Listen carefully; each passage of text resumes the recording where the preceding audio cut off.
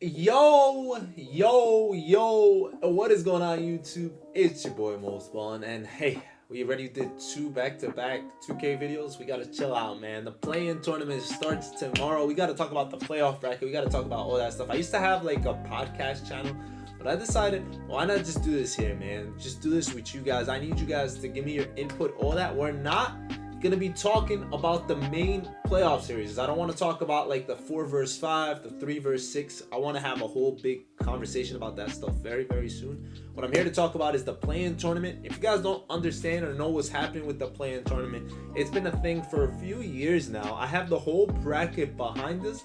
The play-in begins tomorrow. What the play-in is basically a mini tournament to basically get the last two spots, the 7th and 8th seed, and you're basically eligible if you finish between 7 to 10.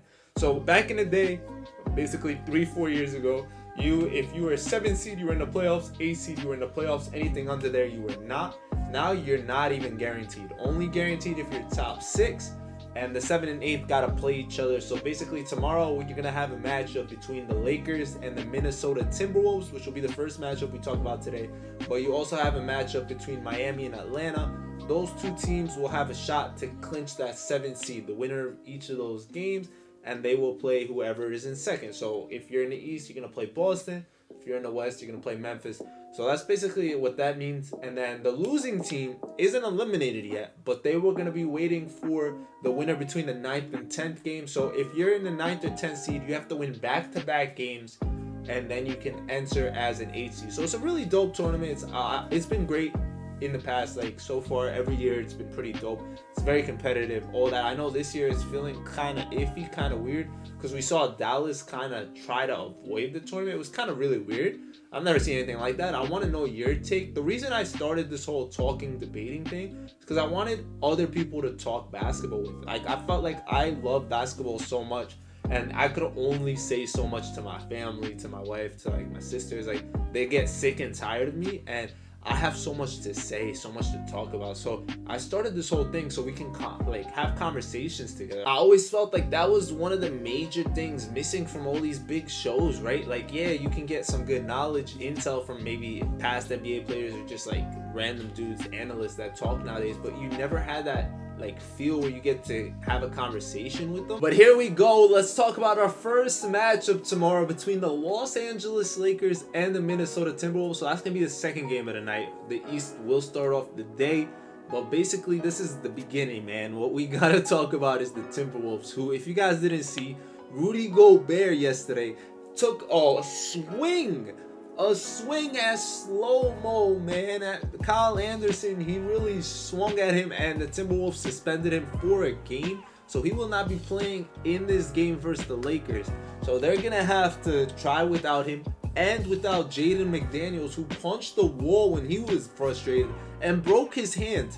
So the Timberwolves are without two players that, as you guys can see right here, are technically starters. They play big minutes for the squad. It's going to be crazy. They're going up against the Lakers, who are the best team since the trade deadline. Like, record-wise, their pickups of Vanderbilt, D'Lo, and all these guys who are literally from the Timberwolves. They got Malik Beasley, D'Lo, and Vanderbilt. And I saw Malik Beasley posted a tweet kind of thing or picture, and he was like, yo, we want our revenge game versus the Wolves.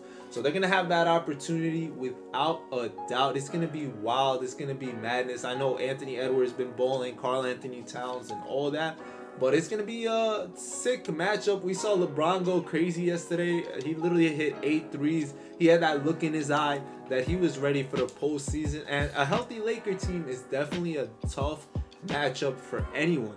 So in this one, we'll talk predictions more or less, I guess, for these. Like I said, I'm not gonna go too crazy with the whole postseason. I wanna come back after the play-ins are done and then have a real conversation, like where we break down every single series, which the actual playoff starts on Saturday. I'll keep you guys updated on how this is all gonna work and all that good stuff. But in this matchup, I definitely have the Lakers winning, clinching that 7th seed, and going up against the Memphis Grizzlies. Yes, that's how I see it. That's how I see it playing out, especially that the Timberwolves are shorthanded and the Lakers have a reason to win this game, like a really big one.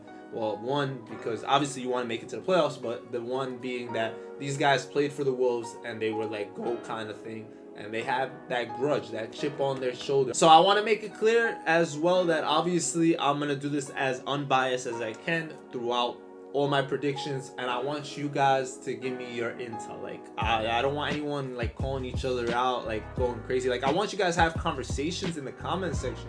I don't want anyone calling anyone dumb or any of that stuff. Like, I want to have a civilized, nice conversation between fans of the game, and then hopefully we can become more like friends and family and all that good stuff. So I just realized I had the sides reversed. Home was the Lakers and away was the Timberwolves, and now I have it set up perfectly for this one. So this is the first game for tomorrow for the play-in between the Atlanta Hawks and the Miami Heat. If you guys didn't see the Miami Heat's last regular season game, Udonis Haslem put up his career high in points literally in his last game. As a guy that's been playing for a billion years and hasn't really been touching the floor, he's more of a vocal leader. Like, he's just that guy, like the veteran leadership off the bench, where he's more or less a coach that just gets paid to dress up or whatever. I don't know how to say it like that.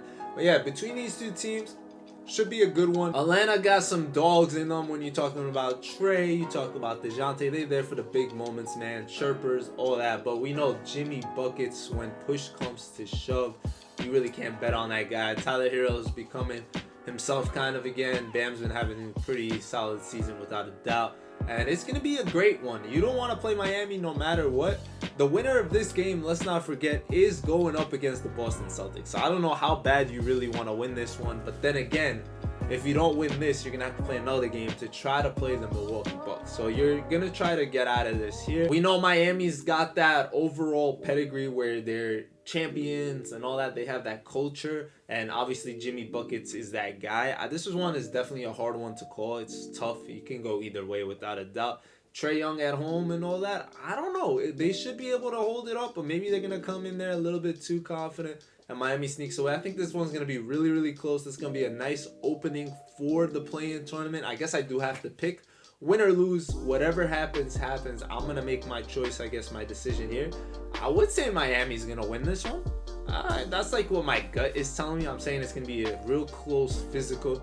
I could also see like a side of me says, yo, Atlanta's going to blow them out type thing. But nah, I could see Miami winning if this is a close game for sure. Now, the day after will begin with the Eastern Conference 9th and 10th seed going at it in Toronto. So Toronto's going to be hosting the Chicago Bulls. Whoever loses this one will be eliminated. They will go home. Their summer will start there. You're basically, as a 9th and 10th, like I said, you got to win back-to-back games to make it. So for this one, we all know Toronto Jurassic Park gets lit. They have big young talent in Scotty Barnes, who's already becoming like a man, a version of himself. Siakam is Siakam, like Fred, all that. Like, but I see Chicago overall like as a better team, especially DeRozan in Toronto. I like that. I love that. Like, DeRozan's right there. And it's like he's going to Toronto, and I could see him definitely pulling this off, man. I could see that team doing it for him. Patrick Beverley's going to be pesty. Caruso's literally that guy. I don't know why. He's rated as 76. That guy does all the little things. That's the reason. Like, it doesn't show up on the stat sheet, but he's so smart IQ-wise, like watching him play. I like Vucevic's game. And I could definitely see Chicago actually pulling this one off. And I don't know if it's an upset, actually. It's not really an upset when it's 9-10 seeds. But I could see Toronto going home early. One thing I will say is I will not be predicting who finishes the AC. Let's actually watch this stuff through. See if I'm even correct this far through. Because I just predicted basically 2 Eastern Conference games, right? And I could be completely wrong.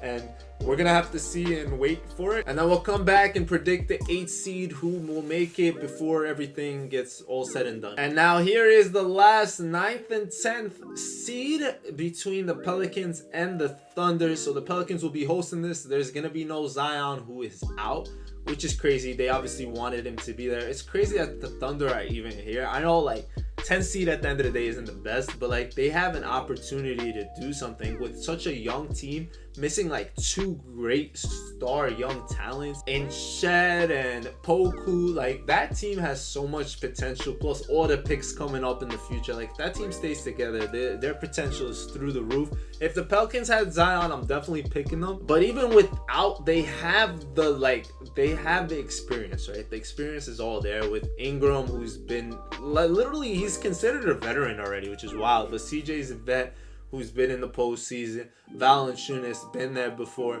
Josh Richardson's been on good teams, like not great teams, but he's been on organizations that have ideas and understanding, so he should also have an impact. Like all that stuff against the young team, it still might not be enough. One thing we don't factor in a lot of times is these young teams really have nothing to lose. They're just here having fun. Shea is playing at an all-time level. He is balling out his mind. He's becoming a star. The Jalen Williams brothers, not really, but you know what I'm saying. I don't know, they look really good and they can really surprise a lot of people. And for that reason and that reason only, should I take them? I might not take them, but I feel like the Pelicans at home should get it done. They should definitely get it done. Let me know what you guys think, but let's take the Thunder, man. I like these Cinderella story type things. I know it's really nothing because at the end of the day, it's one game. So let's see how that actually plays out. You guys got to let me know what you guys thinking. Am I even right? Am I going to be completely wrong? I might be. I really might be. But that's my prediction. So I said the Lakers are clinching that 7th seed, as well as I said Miami, right? I did say Miami. Oh, Miami is the 7th seed. Wait, I thought Atlanta was 7th. Why did I say that? That's on me. That's a whole different ball game. So yeah, Miami should definitely close out and win that 7th seed, in my opinion. Did I get everyone else's right? Yeah, Toronto's in Toronto. Yeah, Pelicans. Okay, I was just making sure. I think I got confused because I had the Lakers messed up, so it confused me moving forward. But yeah, no worries. So I had Miami, LA, both clinching them 7 seeds. And then from there, what it would mean is Atlanta will have to face off against Chicago. That's how my bracket would look. And then I had basically the Pelicans not making it through and OKC playing Minnesota. And then we'll decide that all later. Like I said, that's just my predictions. I could be completely wrong. I hope I am always. I always say that. I hope like I'm humbled in some way. Like people like do some crazy stuff and prove me wrong. But with all that said, I'm really excited for the postseason. We got some really great matchups with like Phoenix and the Clippers. I can't wait to talk about that one. Sacramento, Golden State's gonna be super fire. Even the Knicks, Cleveland should be dope because Donovan in Madison Square Garden. You got Brooklyn, Philly. Obviously, Brooklyn has nobody there, so you don't expect anything. But it's good experience for some of the young guys there, like Bridges, who's been playing really well.